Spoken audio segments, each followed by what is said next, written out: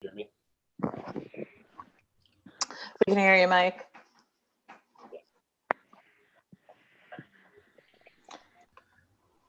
Is Jerry or John back yet?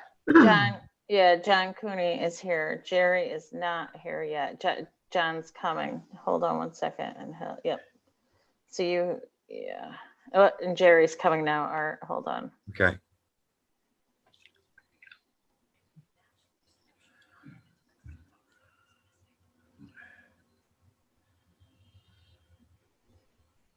So you have, well, hold on.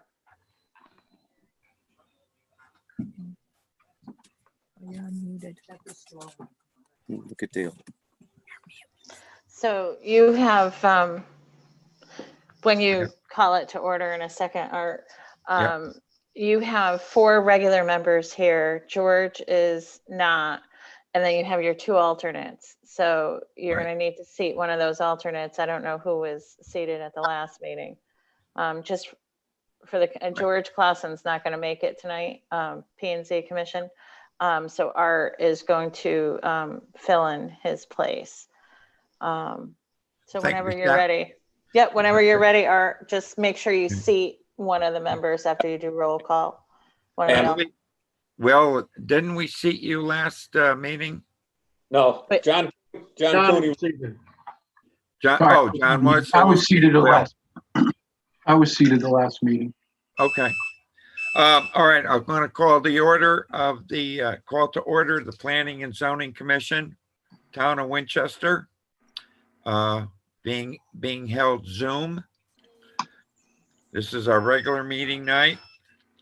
Roll call, please. Would you like me to conduct it for you? George Clausen is absent, excused. Craig Sandin. Here. Art Melcher. Yep. Pete Marshall. Here. Jerry Martinez. Here. John Cooney. Here. Willard Platt. Here.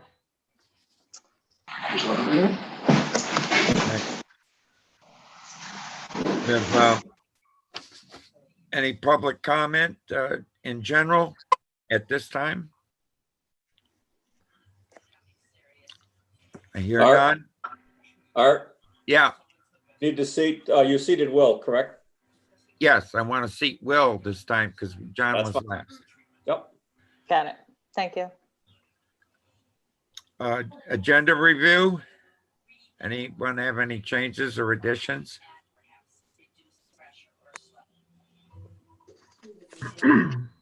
Okay, hearing none. Item 4, public hearing, special permit, PZC number 20-27, location 149 Newfield Road, applicant owner East Coast Assistant Dogs, ECAD. Proposal construction of a 7,118 square foot building for a dog kennel with indoor exercise run and office space. Okay, I'm going to read the legal notice into the record. Yep. Notice is hereby given that the Winchester Planning and Zoning Commission will hold a public hearing on Monday, November 9th, 2020 at 7 p.m. via the online platform Zoom for the following applications. 1, PZC 20-27 special permit, applicant owner East Coast Assistance Dogs, ECAD, 149 Newfield Road, map 042, block 154, lot 059. Proposal construction of 7,118 square foot building for dog kennel with indoor exercise run and office space. Meetings are live streamed on YouTube at the following, and it indicates the address. Parties interested in participating during the meeting should email pcolumbia@townofwinchester.org ahead of the meeting. Questions and or comments may be emailed to that address. At this hearing, interested persons may appear and be heard, and written communications will be received. Copies of the above application are on file for public inspection in the Planning and Community Development Office dated at Winchester, Connecticut, this 27th day of October 2020. George Clausen, Chairman. This was published on October 28th and November 3rd, 2020 in the Republican American And for the record, I've received copies of the certificate of mail from the applicant providing evidence that notices of the public hearing were provided to the abutting property owners. I believe you have the applicant, his engineer, and his architect here. I'm gonna, there, Jason Dismukes, Michael Bowe. So, gentlemen, if you want to present your application to the commission. You want to start, Mike? Okay. Michael Bowe, I'm architect on this project. Address is 19 Tioga Street, Torrington, Connecticut. This building is being used for the purposes of housing dogs and administrative office space. And am I gonna be able to share things here? Yeah, I can Yes. give you a prompt, Mike, 1 second.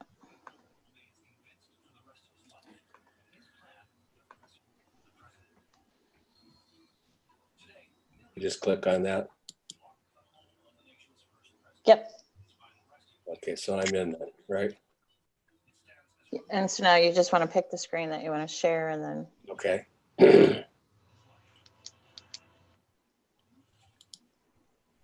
This is the footprint of our building. no, North is, it's not popping up yet. So you want to hit on the bottom of the screen, share, you accepted as a co-host, yep. So now you want to hit share screen at the bottom. oh, okay, I'm sorry. That's okay. At the bottom of the Zoom app, you'll see it's green. Yeah, I got it. Yep, see it there now? you go. We're Yep, coming in. Okay. Basically what this is this is a building. We have the north is to the left side, south to the right side. The front half of this building is administrative office space. Basically through here, I don't know, can you see my cursor? Yes. When I Yep. move? Okay. Then we have an area in here where the dog kennels are. And we have an Yep. area here for where we wash dogs, where we quarantine a dog when a dog comes in, or if a dog's sick, they quarantine them away from the other dogs. Then there's a storage room here, bathrooms in this area, a little lunch area here, staff lockers for all our volunteers, 3 little workstations, storage room, a room here where they photograph their dogs and they send out pictures to potential clients so people are familiar with their dogs before they get there. Then we have a series of offices here and a conference room. And then back here, we have an enclosed dog run. And a little storage area back in here. And the foyer in the front of the building. The building is 66 feet wide and 126 feet long at the extreme point. But again, it steps here, and it steps here, and it steps again. This is a south elevation. And basically what we're doing is we're matching what is the finishes of the building, the existing training facility that's there, using a dark green trim, a cream colored base, and kind of a grayish blue cap at the top. And as you notice here that this is flat all the way across. At this point, we're 16 feet above grade. And this is the west elevation. So it's the roof slopes in a westerly direction. It's a single slope roof. And we're carrying that height of that parapet roof all the way around. Okay. We're using storefront aluminum doors and storefront aluminum windows, similar to what's in the existing building up above. And let's see.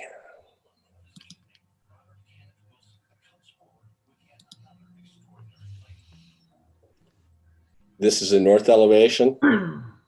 And you see out here, there's a line that runs across here. Yeah. We're about, let's see what that distance is.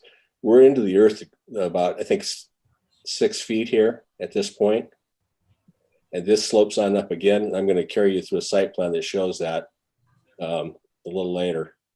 And then again, this is the east elevation. And that wall runs at that height across the whole front of the building, basically, and then drops down when it gets here a foot and drops down again and it gets to the front there. So most of this building is buried. At this point here, we're like 19.2, I believe, is what it is to grade on the south, let's say the northwest corner. Yeah.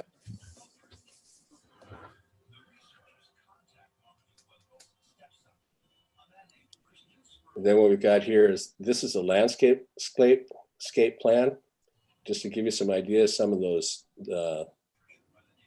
of the grade changes here. If I can pull this over now. Yeah. Sorry about that.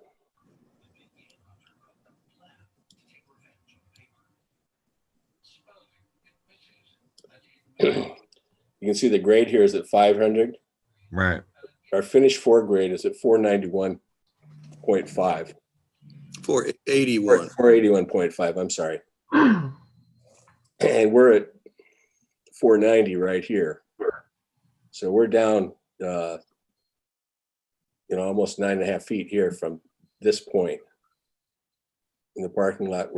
The parking lot's all 490, plus, 3 to 6, I think, in there.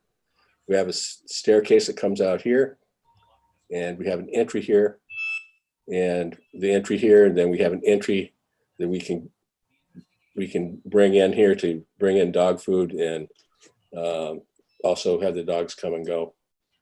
The idea is that the dogs right now, as Dale can explain, they're housed at the lower facility.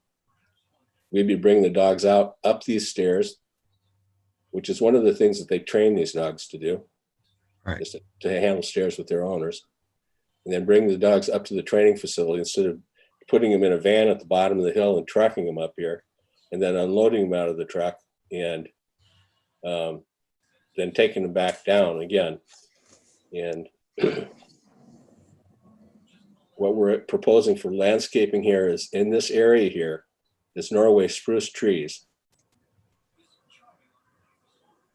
5 of them in this area to screen from the neighbor above here. Okay. Now, what we're looking at for Norway spruce trees, if you're not familiar with Norway spruce tree, that's the Norway spruce, and that tree will get to be 60 feet tall with a 15 to 20 foot base. And they grow 2 foot per year, so they're a fast growing tree. And if you haven't been up there, just to give you an idea of what that other building looks like, and where our site is located, this may take a second to load, because I've got so many things open here.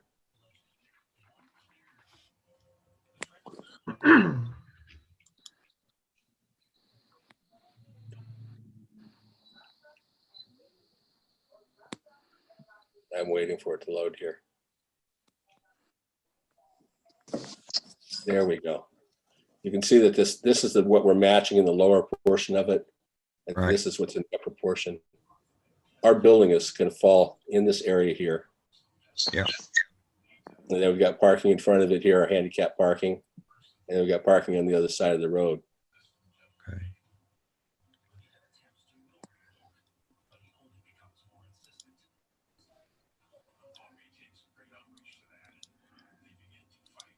So, okay.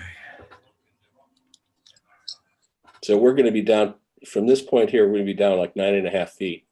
Right. So we'll be in the ground back here.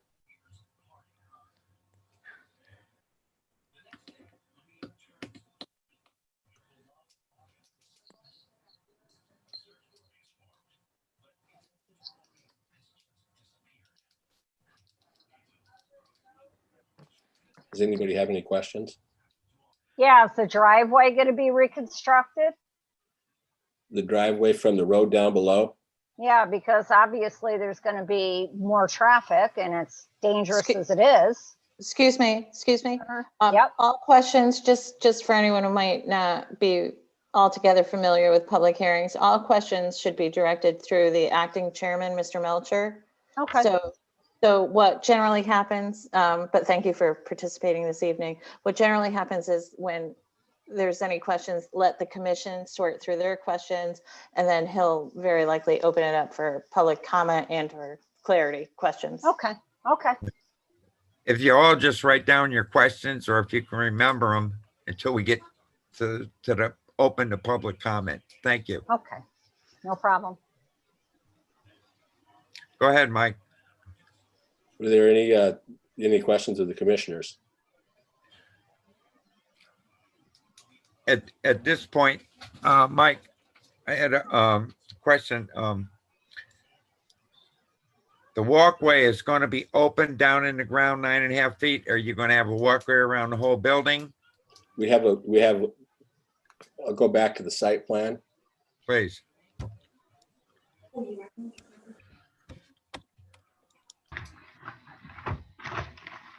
We have a walkway that comes out here to the parking area.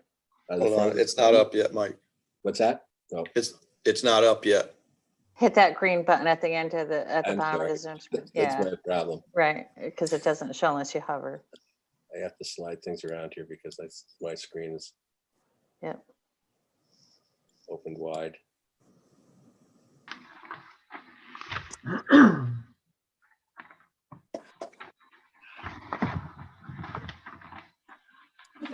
There we go.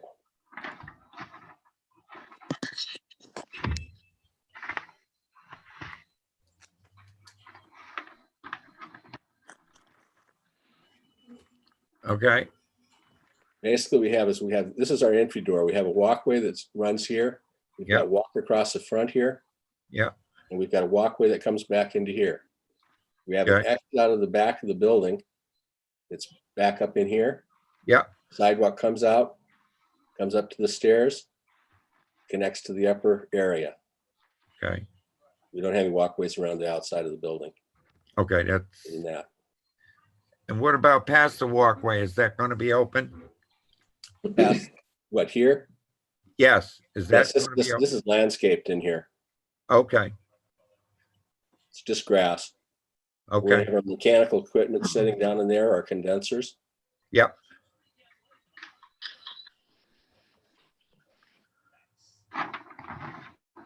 Anyone else got questions of the board? I do. Go ahead. On your floor plan, you are gonna have a gift shop in there?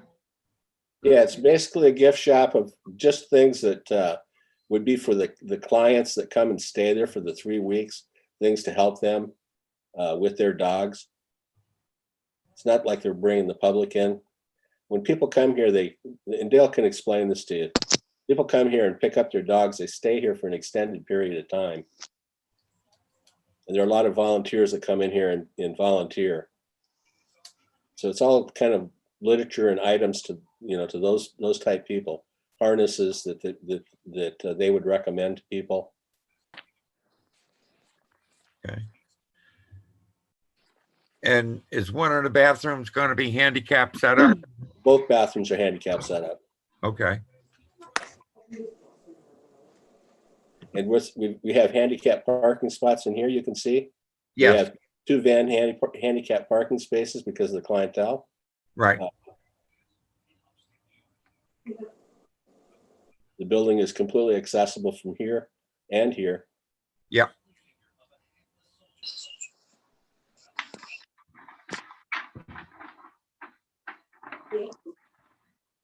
The foyer is 10 feet deep. The reason it's that deep is because of the door openings.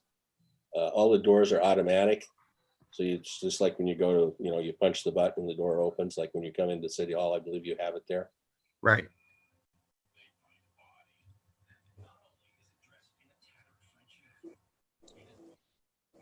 Any other commission questions? The only other thing I would like to say is that, just so you understand, is that when we're building this building, it's a steel frame building. It's a steel frame. It's 2.5 inches of solid high density insulation. Then inside of that, we will have a gap. So we'll have a disconnect. And then we'll have a 6-inch steel stud, which will be filled with 2 3-inch thick mineral wool bats. And then it will have on those, attached to the face of those studs, is what they call a resilient sound channel. Right. And then on the face of that would be 5/8-inch chipboard with a face of like a plastic material that's a sheet material that's quite often used in kitchens in this kind of facility. Washable. We should, what's that? It's very washable. Yes. Yes. We should have an STC rating of 55. And in the building code, there is no STC rating required. No. Only between apartment buildings and living units if you're doing condominiums. And so we're doing that. Basically, that will take that sound and hold it in that space. Anything that dissipates beyond that space is basically decibels. And decibels, as you travel over a long, an increased distance, the sound volume drops. And what I figured is from this point here, and I'm sorry, this point of the building to our neighbors. I'm gonna have to juggle something around here. No, I think I can do this.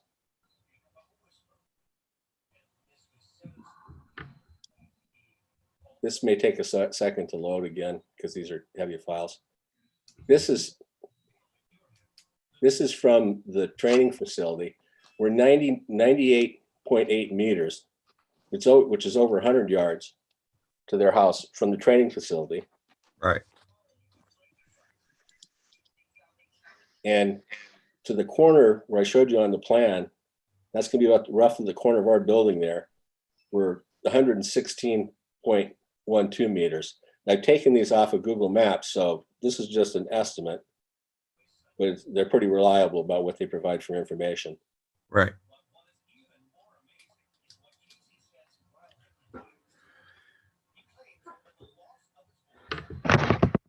Any other questions? Pete? Bill?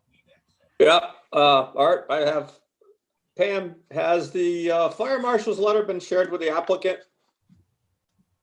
I believe so. It was uploaded. Are we ready for it? Well, I'll let the other commissioners ask questions first, so Okay, we'll Yeah. get there. trust the patient, so. I don't know if the site plan is going to be discussed separately or, Will? On the site plan, you have pads on the, I guess the right side of the buildings you're looking at for equipment. Is that area below grade? Yes, it is. So your air conditioners and whatever you're gonna put there, they won't be seen from Yeah, neighbors? no, you shouldn't be able to see those at all. And I'll tell you how far down it is if I can get back to my maps here. I thought you said it was eight and change or 9. Yeah, at the back corner, it's 6'8", I think, right where that equipment's at, or 6'5".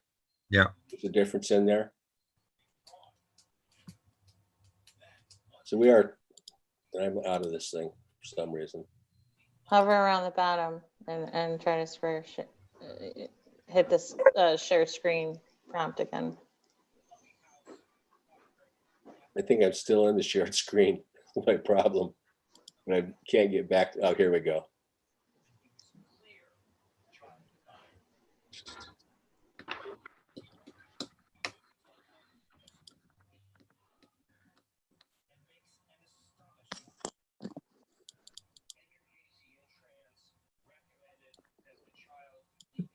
See, we're at 481 here. This is No, 486. it's not showing, Mike. Not showing at all. No, you gotta hover around in the Zoom app, hover around the bottom and look for the green share screen button. I know you're on a Mac, but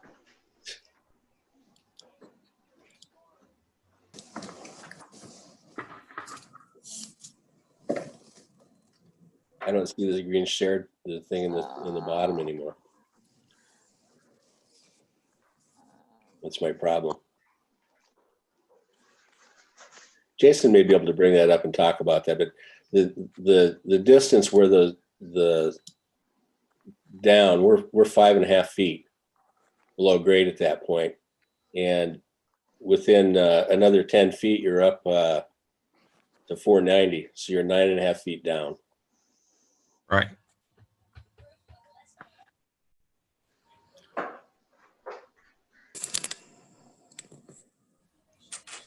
That answer you might, Bill? Yeah, that's okay. John, any questions? Jerry? Yeah, I have a question about the hours of operation. I understand it's running 24/7, but what is your main hours? I mean, when you have people coming in for volunteering, trucks and whatnot coming in, is there a set time, start and end of day? Help starts at 7:30 in the morning. We start off by feeding the dogs. About 10 after 8, they start putting dogs out in the pens to go to the bathroom. Always supervised, just two or three dogs at a time, so that the dogs don't start eating or poop. The help after that starts coming in at 9 o'clock, and it's staggered throughout the day. And our end shift the shift ends at 7:30 in the evening. We have volunteers that pop in and out throughout the day. Some people volunteer an hour, some people volunteer 3-4 hours. It's not all consistent. Right now, it's averaging probably 4 or 5 people a day. And deliveries and that sort of thing, as far as infrastructure, how does that work out? UPS or Federal Express just back into the driveway and they drop off the packages at the lower property. Okay, thank you.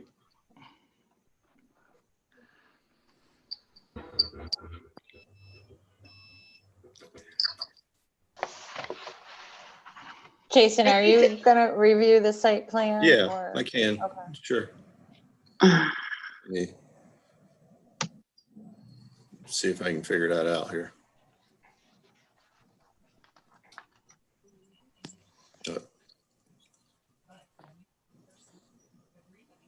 If you need help, I can pull it up, but they won't be able to see your cursor. Okay.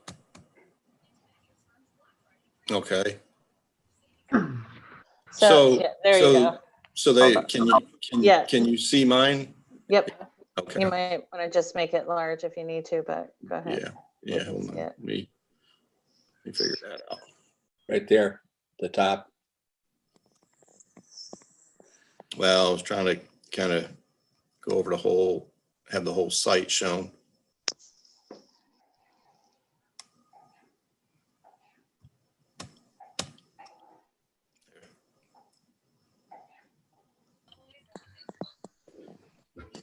So this sheet is more like, this is the existing conditions of what's out there now, but also shows the new building superimposed on it with dimensions to the property lines. The actual site plan is this sheet here, C3. Yep. And so here's our new building. Out in front, we have to have handicap access to the building. Not only part of the building code, but that's a lot of Dale's clientele are handicapped also. And so we have our handicap spaces in this part with a couple of other single spaces, and then the additional parking area across the driveway over here. I mean, the main thing I think that I tackled in the site plan is proper stormwater management. And what I mean by that, I mean, it's hard to see here, but underneath this is the existing water quality basin, if you will. It's I would say it needs improvement over what is there now. And to do that, we're creating a new basin that's going to take the stormwater from the existing parking lot, or a good portion of it. It's going to take the stormwater from the existing building, this upper parking lot. It will take the roof water from the new building, and what little bit of stormwater we get back here in this lawn area. And that's going to be conveyed into this new water quality basin where we have a 4-bay, and we treat the water quality volume, but we also provide detention as well. If you look at what is there now compared to what discharges to it at present, I would say it's barely adequate. And we're going to increase that discharge with the new construction. So it had to be addressed. Right. We are using pervious pavers in this parking lot here, and with an under drain at the low end. So we will store in the gravel base the first flush, if you will, the first inch of rainfall, but anything additional will be picked up and brought down to this steeling basin here.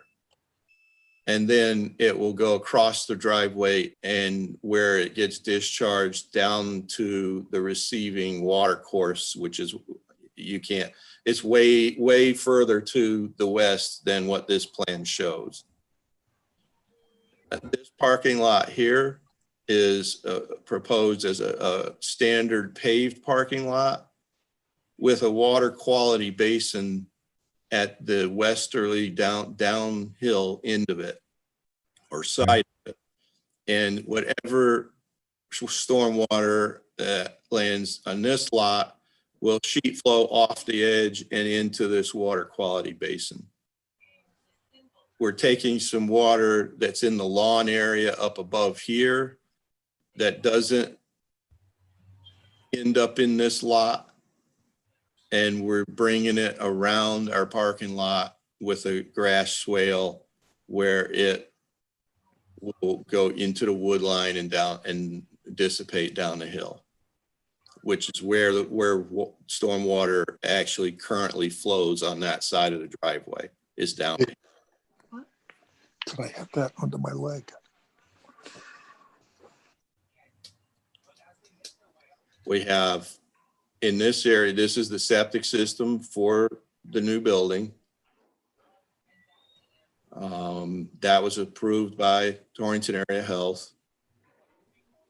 The other thing too, so the current basin acts as somewhat as a level spreader. So when it's full, the water flows over the edge of it. Because we're not going to be discharging as much volume at any one time because we're detaining, we have a smaller level spreader that will take that discharge and do the same thing, but we don't need one as large because we're detaining stormwater in this basin.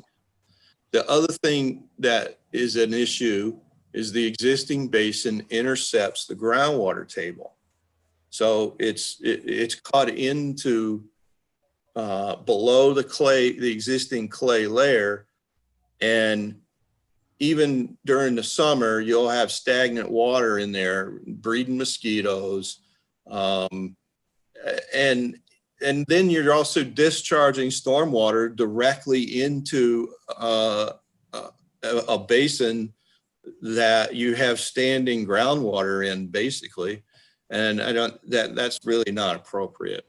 And so we want to address that, and we do with this new water quality basin that I've designed. Okay. That's also been approved by wetlands. Right, that's true. Wetlands has reviewed the plan for erosion controls and drainage, and that was approved. Now, since then, the only thing that we've addressed in this plan is the previous plan had this area back here as an outdoor paved exercise area, and it actually wrapped around this side of the building. Right. And so that was more paved area that we were picking up to discharge. Well, in this plan, we've moved that exercise area indoors. It runs along this parallel to the north wall and then parallel to the west wall. So this is indoors. Essentially, it's the same volume of water we're discharging to the water quality basin. We basically just swapped paved surface for roof surface. And they're both impervious, and it doesn't affect water volumes in any substantial manner.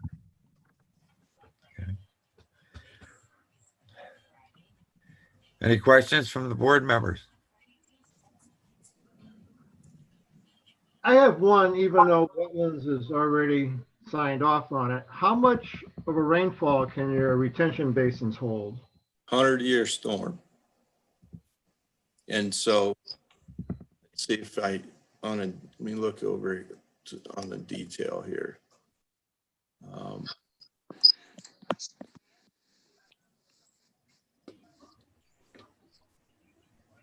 Let's see if I show that.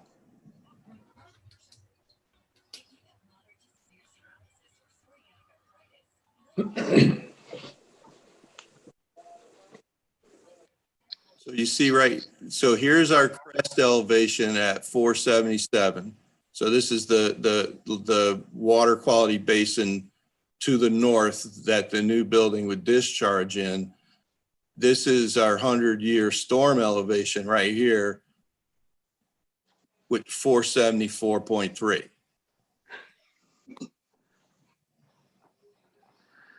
Okay. Jason, is there any maintenance plan to go along with that storm retention pond? We did submit one before. Pam, could you speak to that as far as what comes forward, if anything, from the previous application? You'd have to make it part of this. Nothing comes forward. So I recall that when we were debating this, the position was that it wasn't, you didn't deny an application. You just stated that the application required a special permit.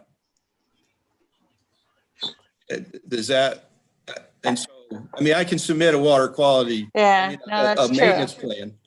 I can submit a maintenance plan, that's fine. I was under the impression that whatever was submitted for that previous application basically just moved forward, except the site plan, we're going for this. Except for the public hearing, and right, it's a special, that's a good point, and let me get an opinion from Okay, our attorney. but I can submit whatever you want.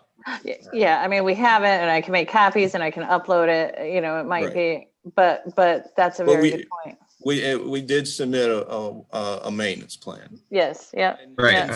In fact, inland wetlands, that was part of the inland wetlands approval. That they wanted the maintenance plan and we submitted it to them. Yep. Okay, Jason, did that maintenance plan also include the catch basins and the rest of the drainage system? I believe so. I can go back and look again, but let me look at that again. None of the site development has differed from that 2000, I want to say it was, when was it? March of 19, right? this last application, nothing besides enclosing the dog runs have changed. And the trees. And the landscaping plan, That's but it. That's nothing it. with your stormwater management No. plan. Nope. I think just to play it safe, it might be, Jason, if it's not a big inconvenience, is just to submit the maintenance plan for this one. Sure. You know, just bring it forward, and I think then there'd be no questions from anyone. Absolutely. Okay. Any other members? Questions? Jason, I'm going to stop your screen share just so that I have one. Art. Okay, go ahead. Go ahead. I'll bring up the maintenance plan on my screen right now. Okay. Jason, does this, do your changes mitigate the discharge of the new field? Because that's the problem area in the winter time where things start to freeze up along that stretch of road down there. Does this alleviate that to any point? Well, you're talking down at Newfield Road? Yeah. Does it make it all the way down there?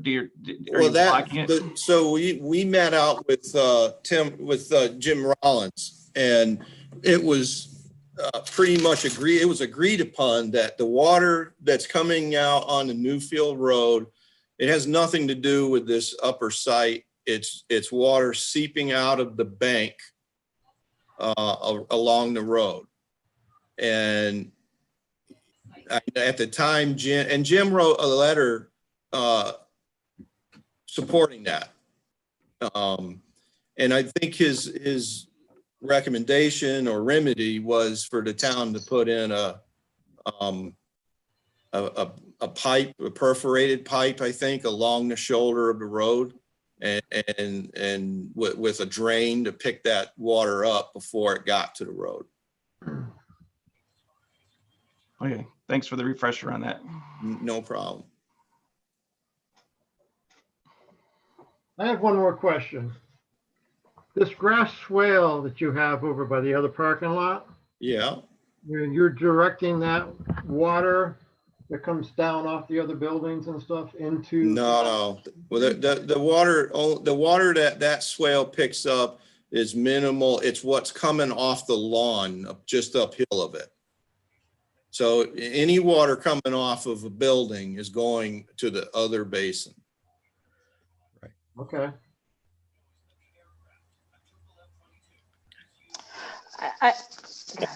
Go ahead, Pam.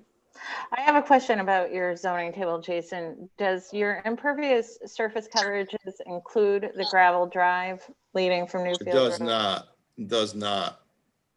And so, again, it's the existing building in the driveway was part of an approved site plan.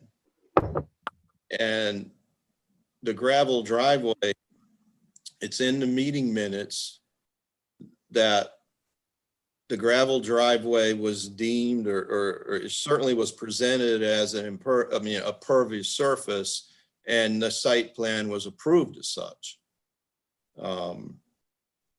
And so it's not included.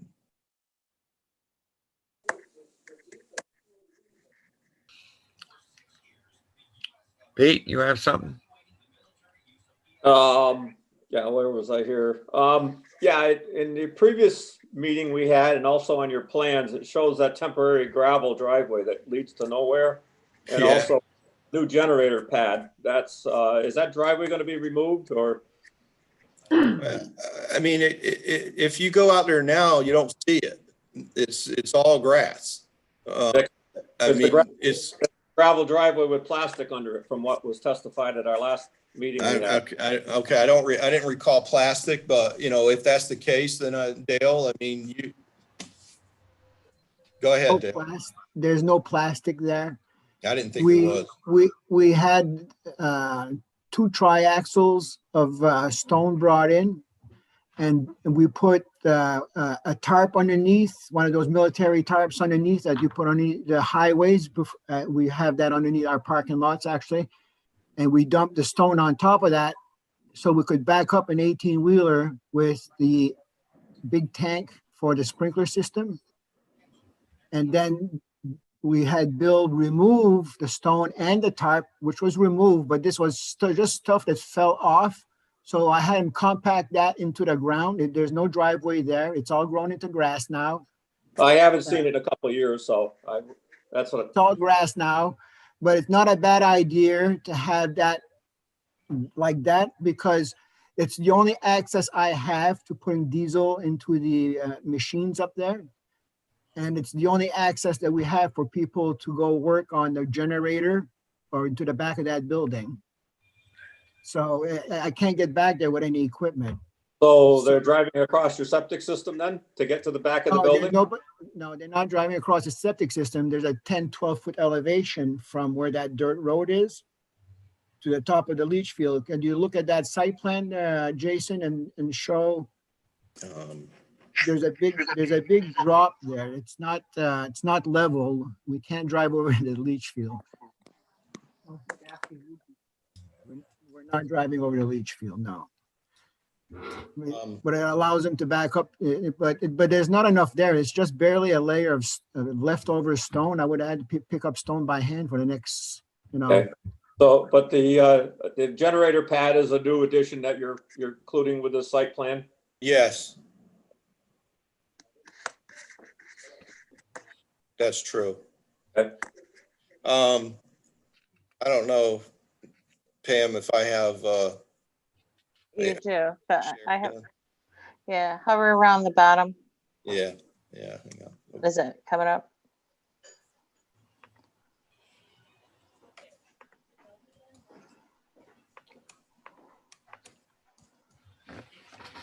Okay.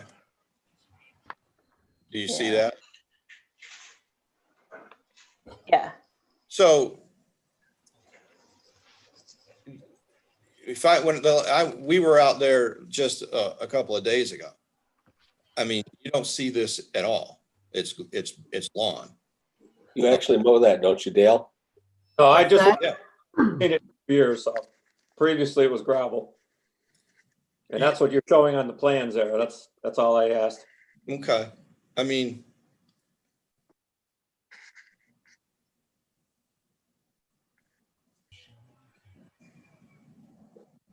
so Dale, when they come and service the generator,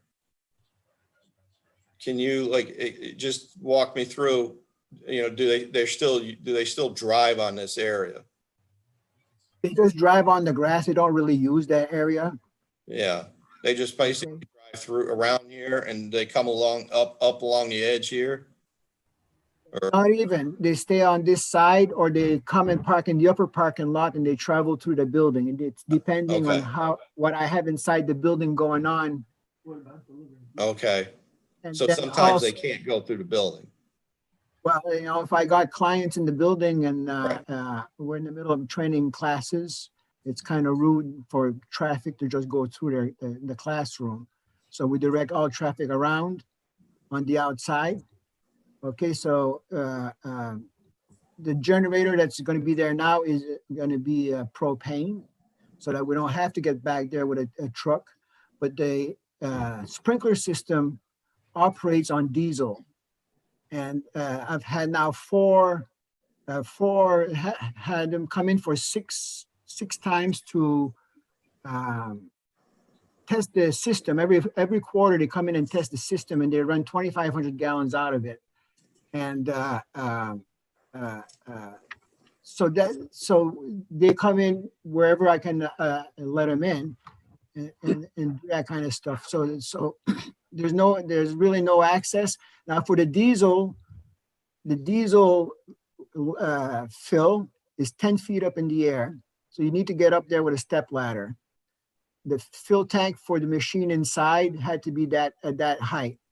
So I had Bill, my excavator guy, with me just this last week, trying to figure out how to get something there. So he told me if I can back a truck up to where the end of that picture shows, they have a 100-foot hose that can get there and fill the tank.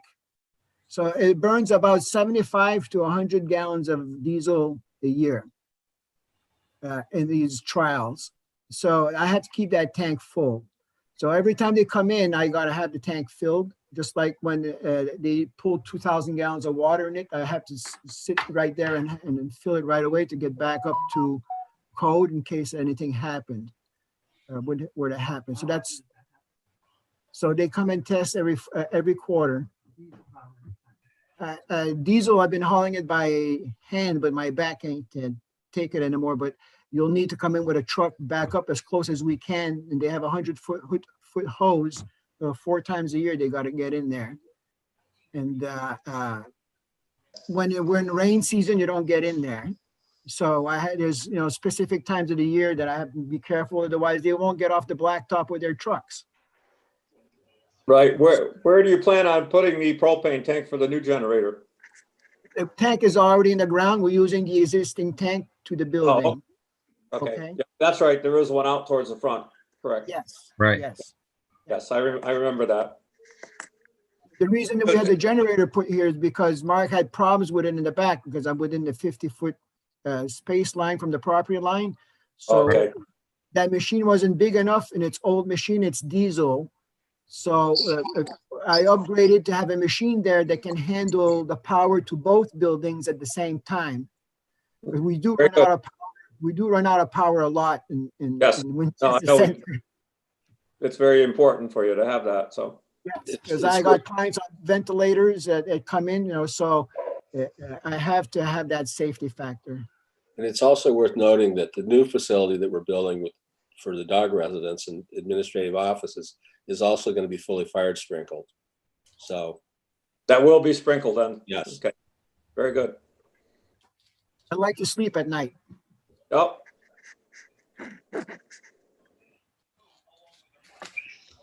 Any other members have any questions? Pam is, I wanted to bring up the fire marshal's letter that was dated October 28th, because he had quite a few concerns with the distance from the driveway to the end of the building based on the state fire code, that it's more than 150 feet from the driveway. It said, based on the fire code, the distance from the fire apparatus road, gravel driveway to the rear wall of the structure is greater than 150-foot requirement of this section. Right. I just didn't know if you've seen that, and I haven't seen it. I haven't seen it I either. haven't seen it either.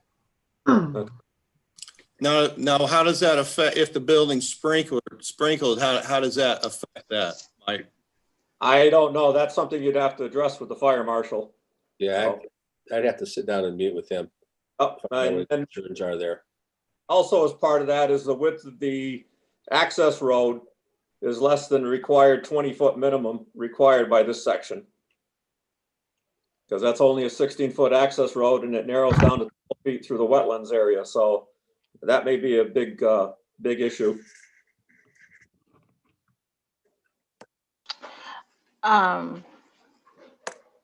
I haven't gotten comments yet from Director of Public Works, Jim Rollins, nor the Police Chief, Bill Fitzgerald. So I don't know what we're going to do. I wasn't sure how long. I just like to poll the members of this commission, how many have actually been to this site and visited it. I know, I've been there many times, but I don't know if how many of the other members. I haven't been out there in a couple of years. Yeah, no, I just think it would be very prudent for every member to make a site visit there to look at it and see it. Well, I think after the compliment, I'm going to make a suggestion or a high recommendation. There's been some letters submitted, and just for the record, Architecture Review Committee reviewed this application on Thursday evening. The minutes have been uploaded to the application to, various spots on the town website. They've neither made a favorable recommendation nor an unfavorable recommendation. They're going to leave it to the planning and zoning's review. There was no proposed sign change, and their opinion was that they couldn't see the development from the viewpoint of the road, so therefore they didn't weigh in. I guess this is as good of a time as any just to note the letters that have been received from the neighbors. Betty Aarons of 102 Newfield Road, William Aarons of 102 Newfield Road, Michael Clark of 123 Newfield Road, Patricia Reynolds of 127 Newfield Road, and William Pazzo of 155 Newfield Road have each submitted a correspondence. And just for the record, I'm going to read it aloud. While we feel the mission of ECAD is noble, we also feel that Winchester zoning regulations and the town have failed to protect us against the threat ECAD poses to the value of our property and invasion of our privacy. Today, to say that we are concerned is an understated. As we now know, a business of this scale does not belong in a residential area such as this, and to allow for such an aggressive expansion would be a travesty for the residents of our neighborhood. ECAD has existing kennels currently in use located in one of the original buildings near Newfield Road. There is a history of barking dogs at the ECAD facility, and while it's been explained countless times that finished service dogs are trained to bark only on command, undeniably there are a large number of dogs not yet trained to that level, and they bark. It is also common knowledge that not all dogs make it through the ECAD program, and one disqualifying characteristic is a dog that barks too much at will. This is why we are certain that increasing the number of kennels by 40 will only aggravate what has historically been and is considered by the neighbors to be a nuisance. As was recorded in the P&Z meeting minutes of 4/11/2016, Attorney Herbst stated, and quote, "The architect Edward Tezarski has deliberately made the building look like an agricultural use building," end quote. Clearly, this statement was nothing more than just that, a statement that ultimately had no bearing on the building's final design. While there have been many such statements made throughout this long and arduous journey, this can only be visibly disputed.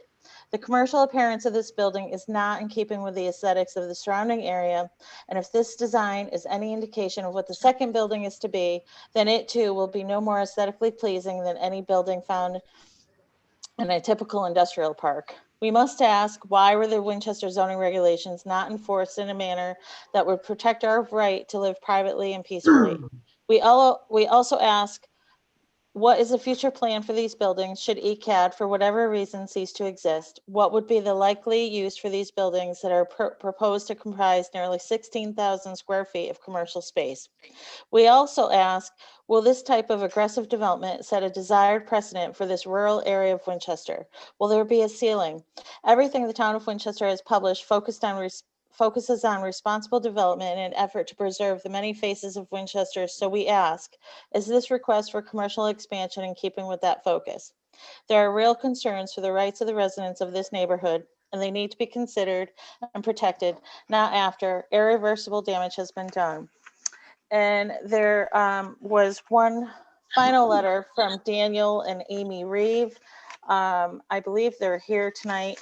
Their letter had the same content, but had also was modified to address our water wells. We would like to be assured that the cleaning disinfecting program, this is from Daniel and Amy Reeve, with this additional concerns. Our water wells. We would like to be assured that the cleaning disinfecting program used on the 40 new dog kennels will in no way ever affect our water supply. Who is qualified and willing to give us that assurance? As for the matter of privacy, here are but a few specific examples of privacy invasions we have experienced. Once business began at the new building, we experienced a definite increase in unknown vehicles in our driveway. We have witnessed many occasions where unknown vehicles drove all the way up to our house only to turn around and leave. On one such occasion, I was actually blocked from getting down our driveway and had to get out of my car and speak to the driver, who said she was looking for ECAD. Another occasion, we found a man with out-of-state plates stopped in our driveway at one of the pull-offs, and when I spoke with that driver, she said they were looking for ECAD and trying to get corrected directions from their GPS. The most frustrating incident happened during construction of the existing building when a contractor drove up our driveway all the way across our front lawn, nearly down to our horse pasture fence, trying to reach the ECAD construction site. There was snow on the ground and our front yard gave no indication it was intended for vehicular traffic.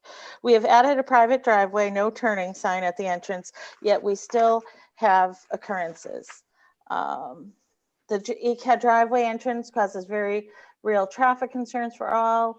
One such concern involved the truck that services their dumpster. I'm almost done. It would regularly turn around in our driveway and back down Newfield Road into the ECAD driveway to access the dumpster. Quite frankly, considering this blind spot of Newfield Road, this was just outright dangerous. This moment, I became aware, again, I was blocked in my driveway by this truck. I placed a call to the company and requested they find another means of accessing the ECAD dumpster. We also are subject to the day-to-day activity of the training facility. Traffic, dog transport vans, with albeit mandated backup alarms, school buses, again with backup alarms, when regular school is in session, and the training of dogs in the parking area just over the shared property line. On one occasion, we received a call from ECAD asking if we would please bring our dogs inside as they were disrupting a training session going on in their parking area. At the time of the complaint, our dogs were contained well within the invisible fence area on our property. I'd also add that our dogs are inclined to bark when they see other unknowns in such close proximity. And that's the variation to the other letters that came from Mr. and Mrs. Reeve. All the board members have copies of the letters you did receive, correct? Right. Right. I think there's one from Bill Pozo as well. Yes. There's Differs. an additional email. There's a few. Yeah. Yep. If there's no further questions concerning the site plans and drawings from board members, I'd like to open this up to the public. Let me make everyone unmute, and then how do you want to handle it, Art? Should they raise their hands or? Yeah, do one at a time. You'll see them all. I don't get to see them all. Okay, so just Whoever would like to go first. there. They're all unmuted, so turn it for sure. Okay, so it looks like Pat. Just if you would state your name and your address and Sure. direct your questions to the chairman, and then he'll go from there. Okay, so it's Pat Reynolds, and I'm at 127 Newfield Road, and my concern is the traffic. It is very dangerous with that driveway, especially when people are leaving the driveway and going toward Torrington. So in order to make that corner, they're literally going across and into the line of traffic when we're coming home.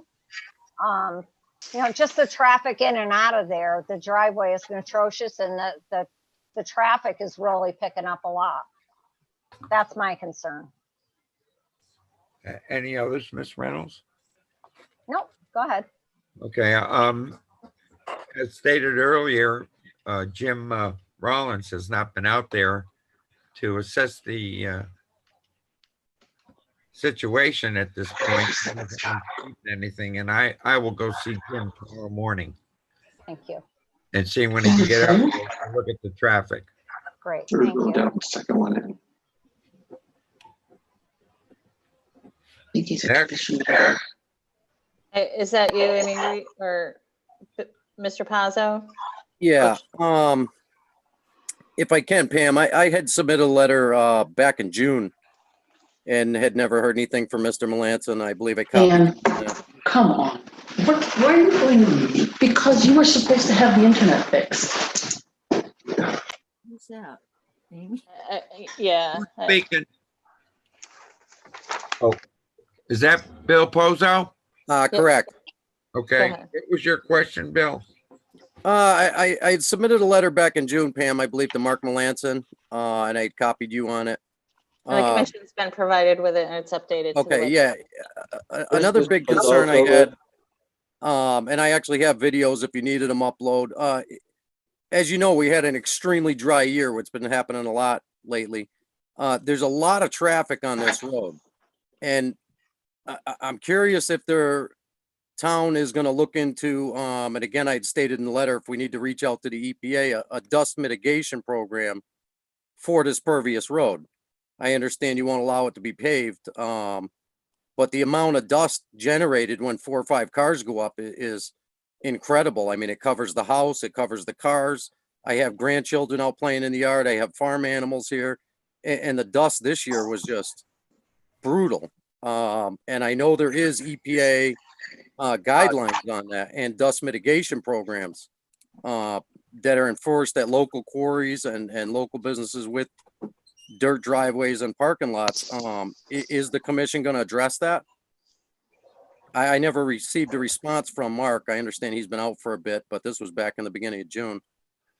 Well, I'll talk to Jim Rollins again, asking him that. Hey, Mr. Poslow, please give his address. 155 Newfield Road. Okay. That driveway borders my property pretty much all the way up to the top. Okay. I just think it's important that everybody knows where you're at. Okay, anyone next? I guess if no, but oh, Bob, you can go ahead. My name is Robert Fisher. I'm an attorney with Kramer and Anderson. I represent Dan and Amy Reeve, who are also here on this public hearing tonight. Ms. Columby, do you happen to have the application that was filed? If so, can you pull it up? Sure. Thank you.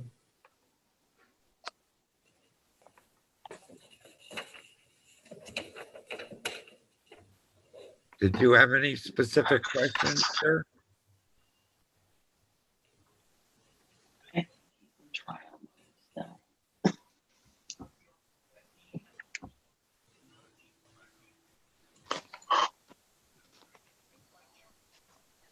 I don't know, Attorney Fisher, if you heard Mr. Melcher asked if you had any questions.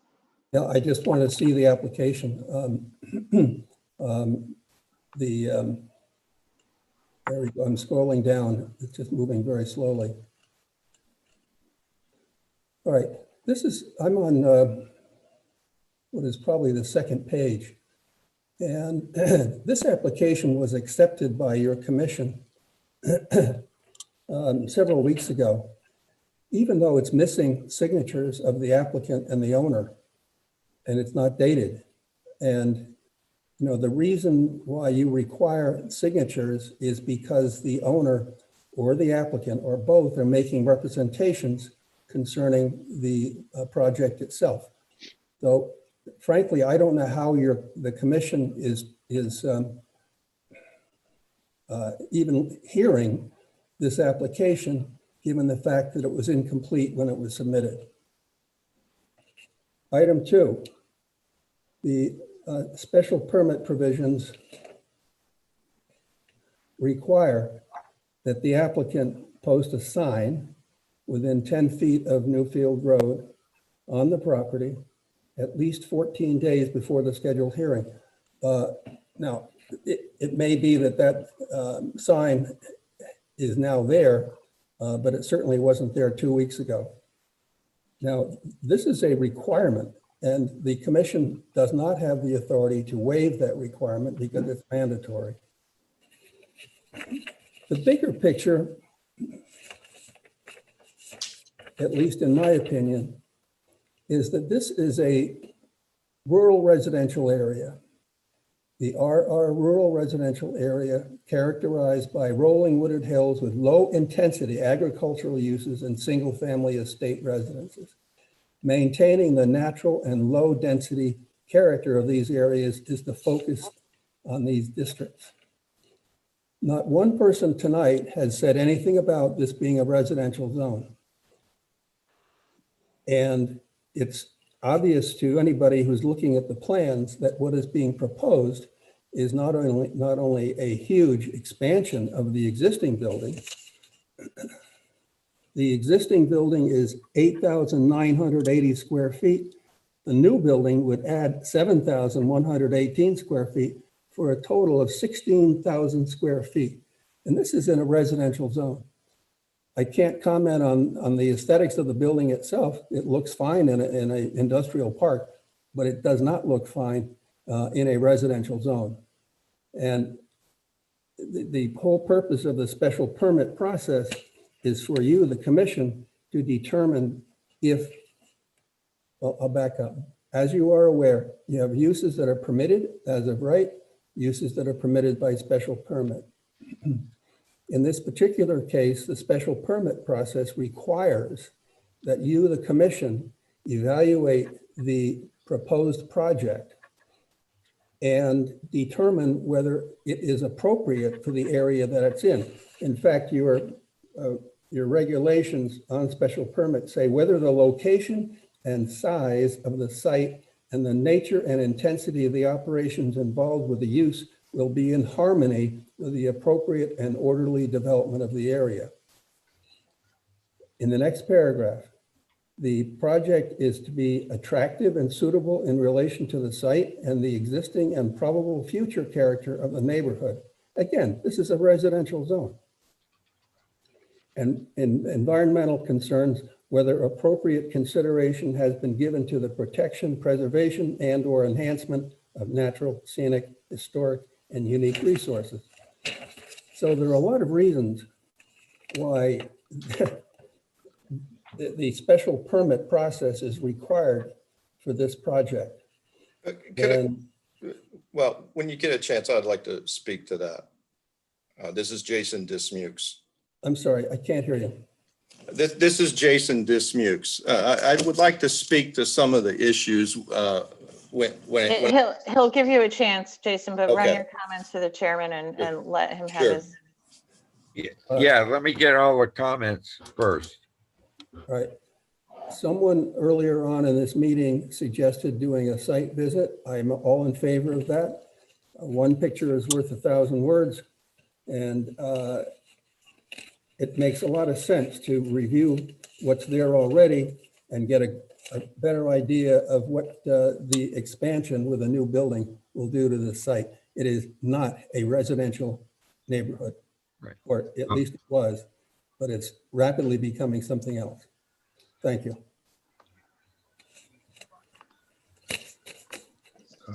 Attorney Fisher, is the Reeves on speaker? Pardon me? Are the Reeves with you? Yeah. Yep, no, we're here. Oh, okay. Yeah, this. We also have Pat O'Brien with us, and he's at 145 Newfield Road. Okay. So he also is right in the vicinity of Right. this project as well. On your letter, Ms. Fisher, you have a phone number. Would it be possible if the commission members could give you a phone call to set up a time to come and? No, it should be done through staff, Art. And, if you're going to visit there, then, we want to post it, but you don't want to be. Well, I don't The want. commission, we don't want to do anything outside of the public hearing without it being recorded. Right, but if we went up individually to look, there's no requirement for posting of that. To visit Correct. this. So long as there's no conversation. Right. And that's. We'll conform to whatever the town and our attorney advises us to do. So we're available in whatever capacity that we are allowed to be available.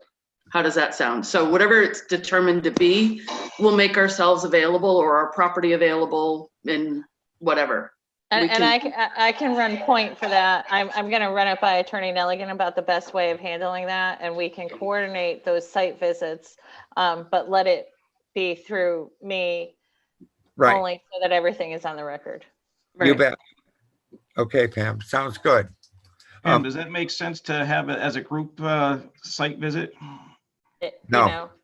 I don't know, but let's wait to see what he says. Because I mean, if we post it as a special meeting and it's in the field, Wetlands has done it.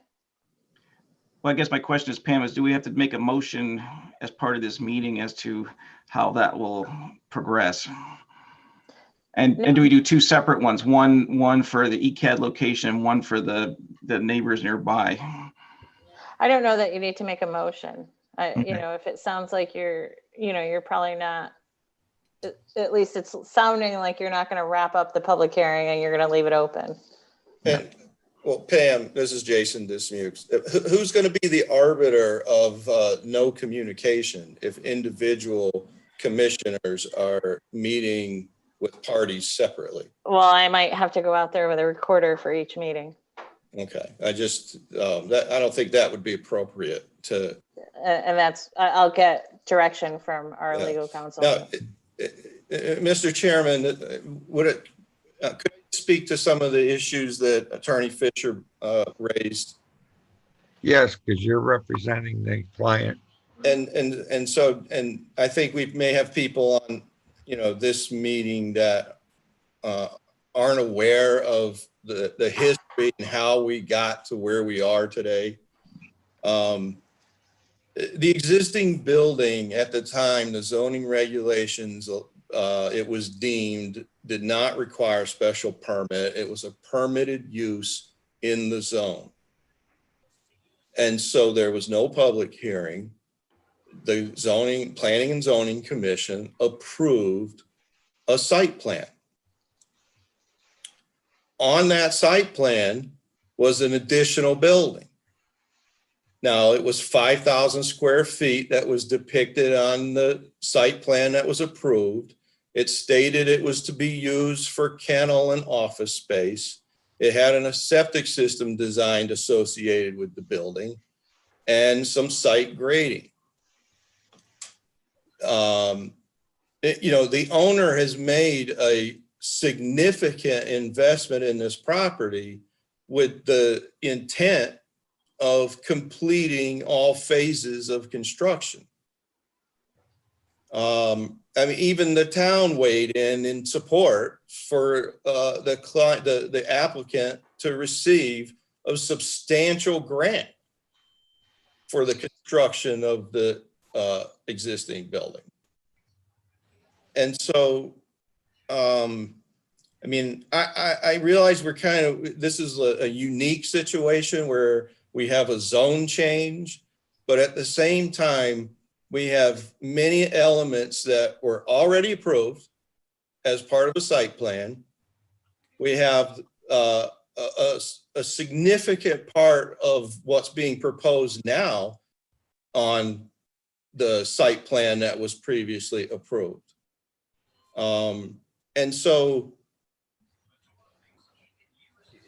I think we got to keep in mind where the applicant stands with what they've invested into this property, with the understanding that they were going to be able to complete it. Mr. Chairman, can I weigh in? Yes. I think also equally, the people who surround this business also need their investments, also need to be considered. We all worked very hard for the privilege to live in this area, in this remote, beautiful, peaceful, rural area. We worked very hard to be here, and we continue to work very hard to pay our way to stay here. And so while I think we're all understanding of the ECAD mission and their desire to have a prosperous business, I think most of us feel as though our investments are not being considered and have not at all prior to this very evening been considered. So equally, our investments and our livelihoods and our retirements should also be considered. And being that this is the first time any of us has been given a voice, I guess I can't impress enough on the commission that aspect of this whole project as well, when we're talking about who has what invested, right? Thank you. I guess that's it on that comment. Thank you, Ms. Reeves. Any other public comment? Looks like Beth Whitney. Yep, I'm also on 155 Newfield Road. 155? Yep, 155. And your name? Beth Whitney. And I just wanted to speak to what Amy said about her own personal investments. I have, sorry, that was one of them. I have 4 children. I run a nonprofit myself. I do, so I understand ECAD's position. I run the before and after school program in town, so I do. But my children, we moved out here with my parents so my children can get out of the rural, like the city life, the craziness. And now they're afraid to ride their bikes because people come flying in and out of that driveway. The more traffic and business that it seems ECAD drums up, the unsafer it is for my kids. I mean, getting off the bus, someone has to come down there with their vehicle and wait because they can't even get off the bus safely themselves because people are flying up and down that road. And the majority of them are going in and out of ECAD. So that's a concern for me. I don't see them have any sort of plan in place to monitor their traffic and, keep an eye on how that's going to change. If he's building another building, that means more volunteers, more people coming in and out. That jeopardizes the safety of my kids. They should be able to ride their bike up and down middle of nowhere, Newfield Road. And do that safely. I should be able to allow them to do that safely. I grew up here and I could do the same thing without an issue.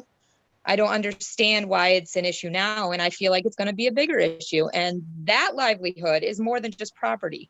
It's children, 4 children at that, who go to schools in town, who thrive in this town. So I just think you should take that into consideration as well. Thank you. Thank you. Any others? I'm gonna wait till everybody else has said their piece and then I'll say something at the end. I have several points, but I don't know if, I don't know, when we talk about the driveway to ECAD, I just feel like that driveway was originally approved back in 1995 as a driveway to a residence, which was originally going to be built up in this field. Now it's being used instead of as a driveway to a residence, it's a road to a fairly substantial business.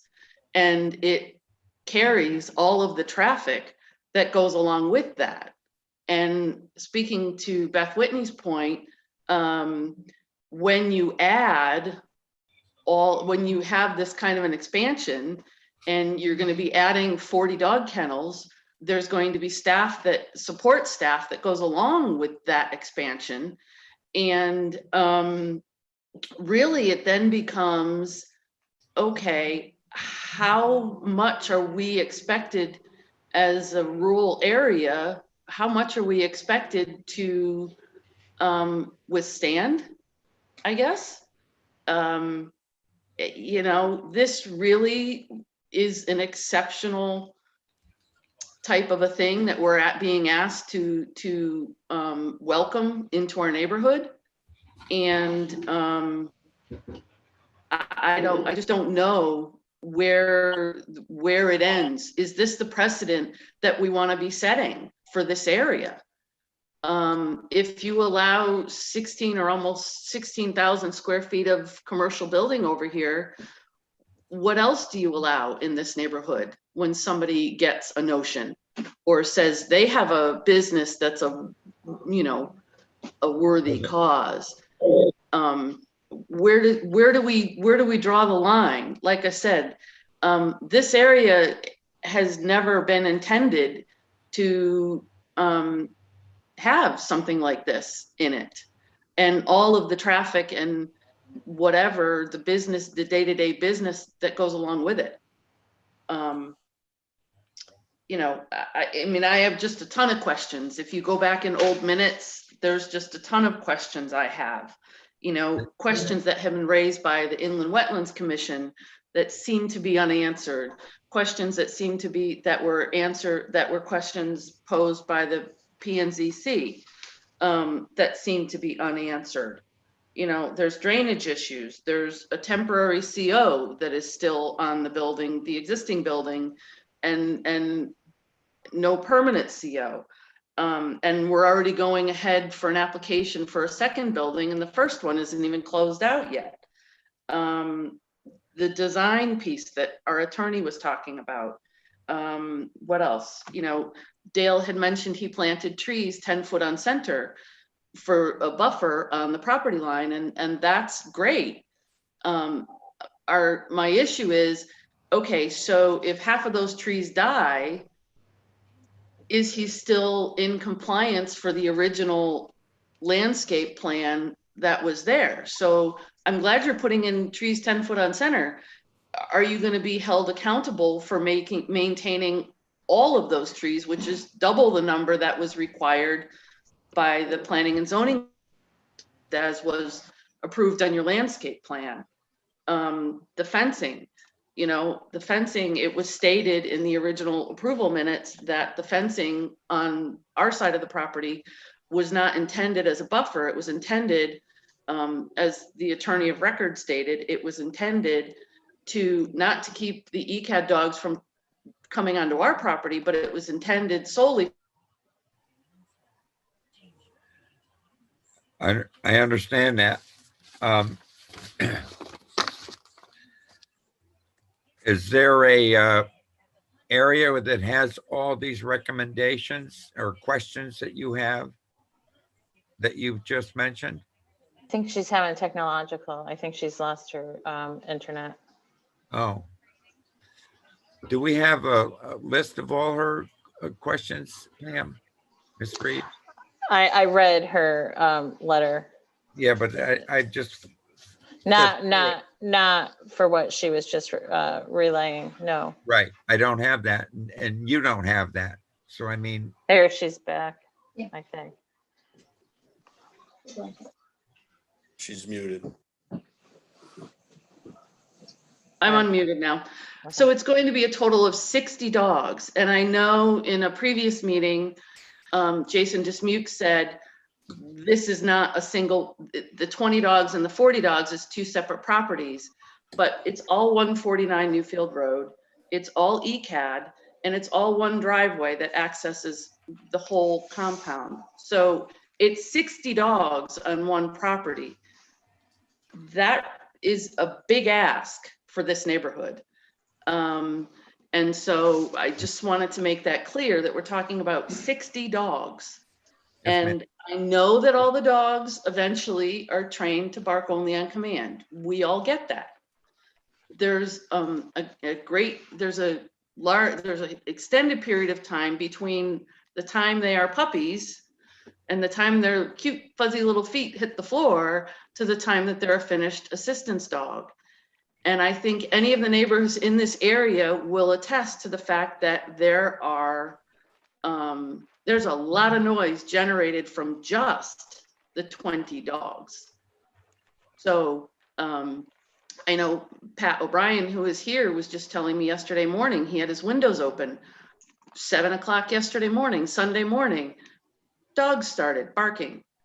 And I think any of the other neighbors can attest to the noise that comes from just the existing 20 kennels.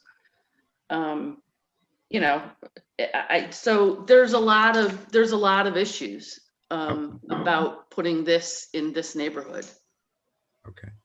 Well, if you or your attorney, you had made some mentions of certain things that we don't have besides the recent letter that you sent to us. If we could get a list of all that stuff. Yeah. Mr. Chairman, this is Jason Dismukes. Yeah. It would be nice to have a concise, numerated list of concerns. Right. So that we can address them one by one. Okay, this is Pat Reynolds again. I just wanted to add one more concern. Are the volunteers, do they have background checks? Because now you have all these people as well coming into our neighborhood that we don't know. And, are there background checks on these people? That'd be a question for Mr. Picard. Now, that's way beyond our requirement for planning and No, but, zoning. no, I know that, but I would like that on the list of concerns that he's asking for. No, I'm Mr. Melcher speaking as temporary chairman for this Okay. evening. And yes, if we would like, as Jason had said earlier, if we could have a list one by one of all the people in your area's concerned so we can address those. Okay. But again, as Jason said, those plans are 2 years old. All that we're doing is bringing forward a new section that was already pre-approved 2 years ago. Because it's been approved 2 years ago. It's just a continuation of the plans from 2 years ago.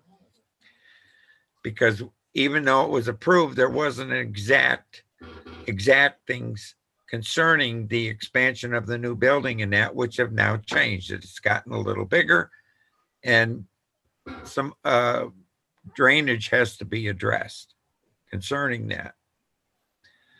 Have you want to just make sure, has everyone who would like to speak had a chance to speak?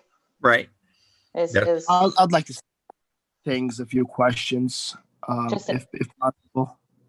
Yeah, if you would identify yourself and your address, Sure. please. My first name is Barish, last name Kara. I own the property on 151 Newfield Road. I'm actually right next to Dale, to his right if you're looking at the properties. It is a small piece of property that I purchased a few years back that I'm slowly doing improvements to, and obviously needs a lot of work. But my question is, and this is something I never really, I don't know all the neighbors. I don't really, I'm just starting to meet them. I never met Dale in person. I've seen him and waved at him and stuff like that. Some of the concerns I have are, and I think it's a great thing they're doing with the ECAD program. But some of the things I have, and maybe this is something that I have to talk to him in person, is that the fencing we have in between, I believe that was put in a few years back. Some of it is starting to collapse. And then he also has a dumpster that is very close to my property that is not enclosed. That dumpster is probably within 10 feet of my porch on the left side of the property.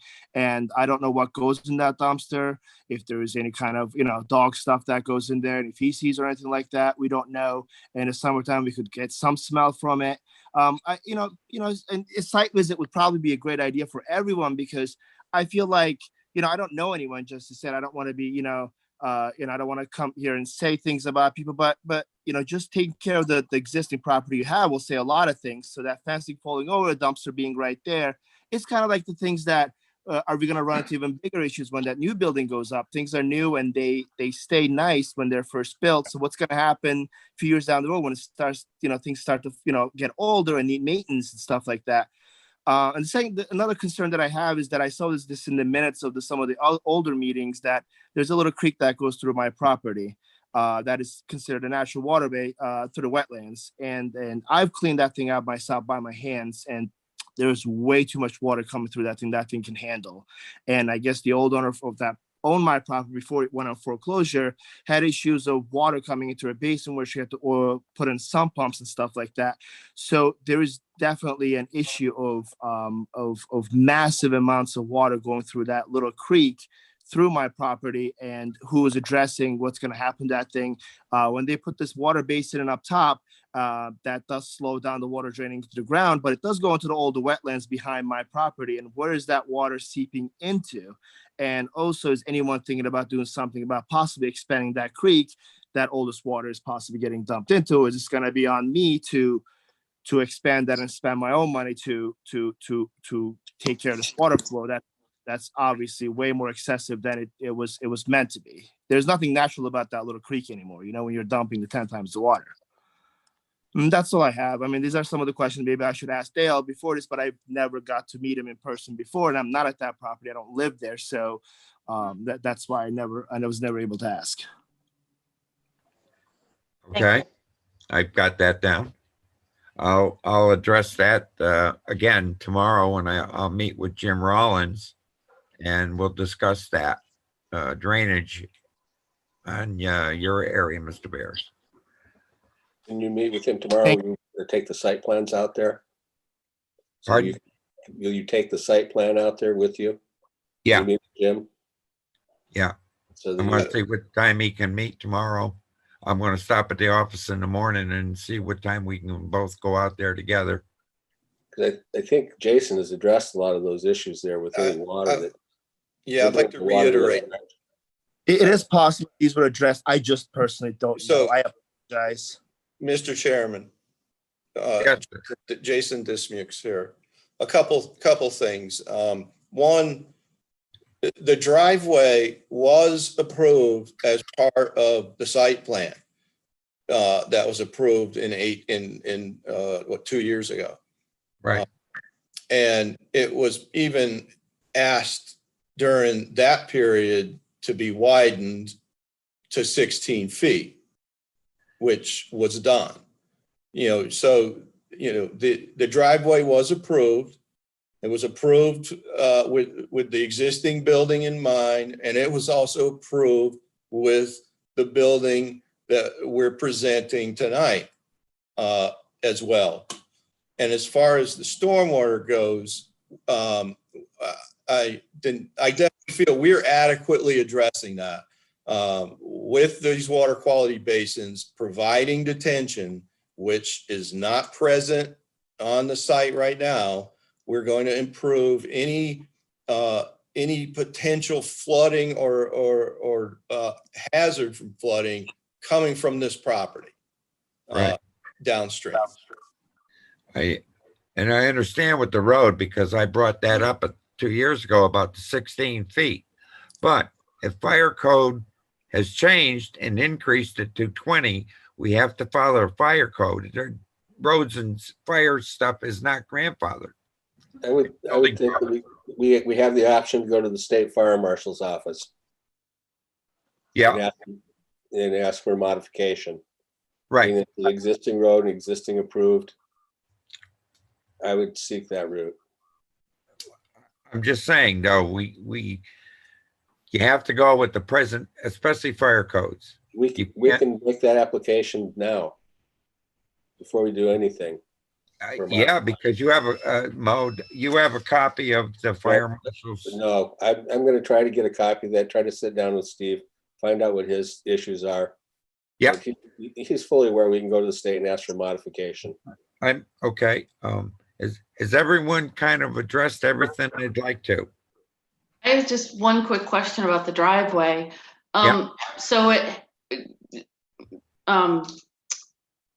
So the driveway was already widened to 16 feet? No, it was approved way back when at 16 feet. And I can address that, Mr. Chairman. Yeah. The 16, Mark Melanson had done a site visit and had came up with a punch list of issues that need to be addressed. One of those issues was widening the driveway to 16 feet, which had been what was approved at the meeting when the site plan approval was granted.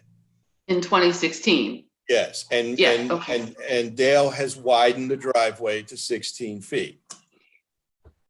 Okay, so I'm going to ask Mr. Commissioner, the rest of us in the neighborhood who have long driveways were required to have them engineered and have professional outfits come in and install our driveways. We were held to a very high standard and we're not given COs or anything, permissions to continue with our construction until our driveways met these rigorous standards.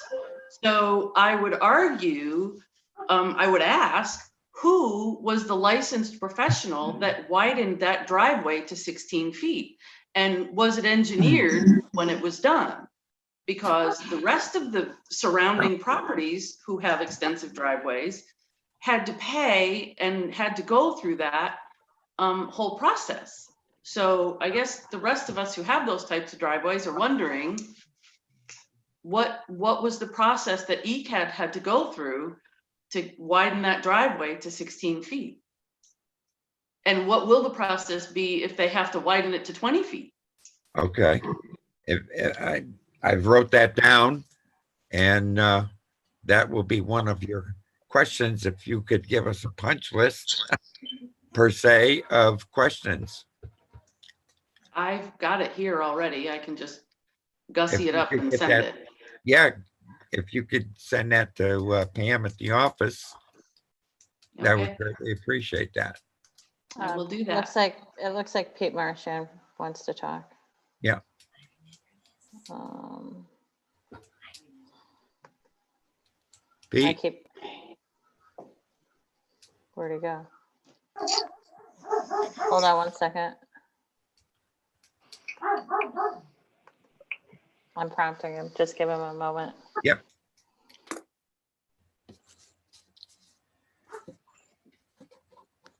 I think he's typing. There, he's Hey, I'm back. On the, based on the question tonight, I think we should continue this public hearing for 2 weeks. There's a lot of answers we need to get on this driveway from the fire marshal and from the state. Yep. And a lot of other questions we need regarding drainage and everything else. So that's, I would also like to recommend members schedule a site visit, whether we do it as a group, as Pam suggests, before our next meeting. That gives us 2 weeks, so that every member of the commission gets to see the actual site we're looking at. right. If everyone has spoken, I'm gonna make a motion that we delay this for continue the public hearing to the. Continue it till November 23rd meeting. I'll second that. Thank you, Craig. All in favor, raise your hand. So it gets unanimous. Okay. I raised my hand. Thank you. I got a small screen. It looks it.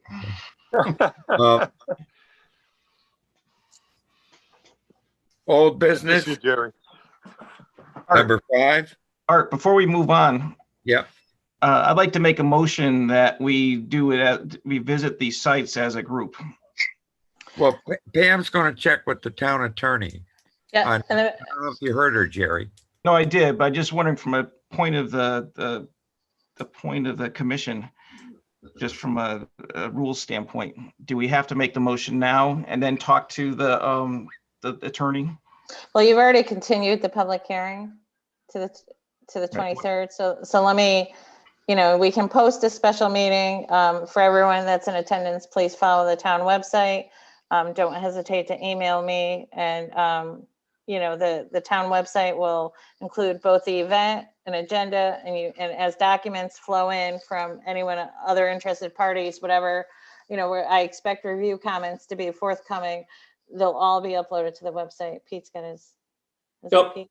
Pam, just one thing, and that the attorney brought up about the application not being signed and a sign not being by the road. I'll talk to Kevin Nelligan.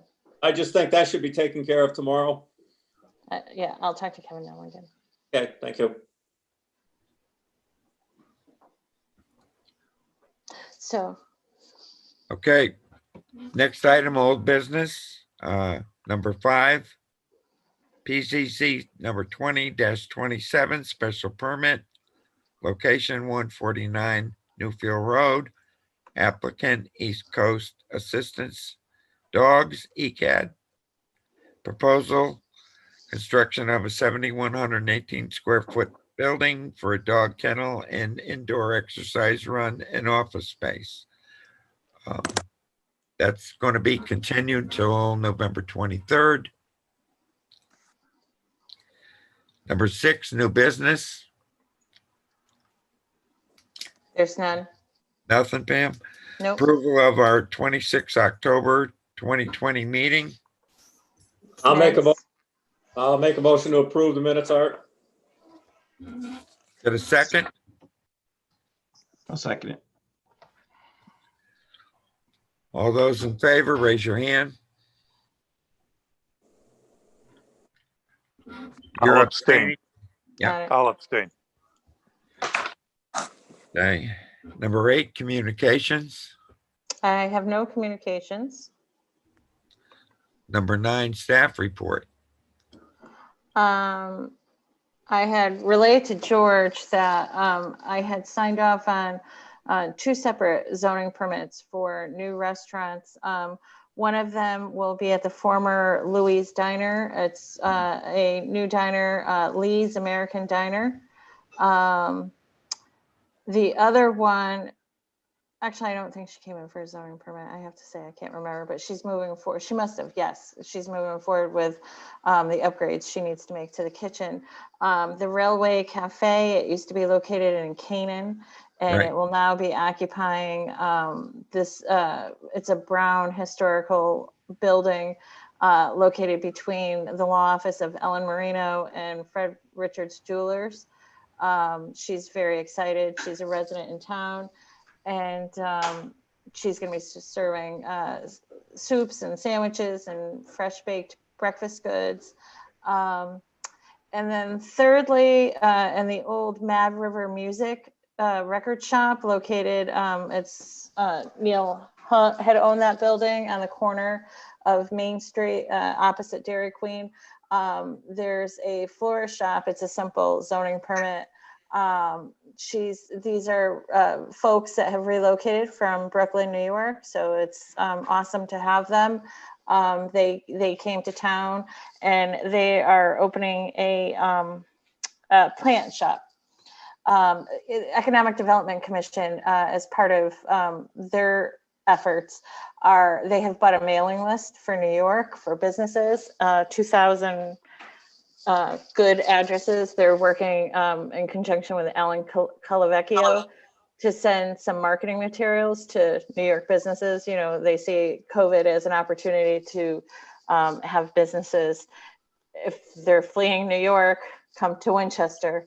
So we're getting some organic growth just as a result of people moving here. But that effort is underway. As you see from the documents that I had submitted in your packages, I did send a zoning violation to Woodruff Avenue at the behest of the chairman, George Clausen. We had received a complaint in the early spring. And Mark had looked into it, and it's for what appears to be vehicles. You know, it looks as if he's running a used car lot out of his yard. I can't find, I can't find Craigslist listings or what's it called? We couldn't find it. But our zoning regulations do say that all vehicles must be parked in the driveway. So And registered. yeah, they're all registered. Yeah. That all of his vehicles, despite, there's quite a few of them. When we checked on it this summer, every one of them was registered. So that's, I've gotten the green card today. So the homeowner has definitely received a copy of the zoning violation. So I expect that he'll be in contact with my office and we'll go from there. Okay. Other business, our POCD discussion, number 10.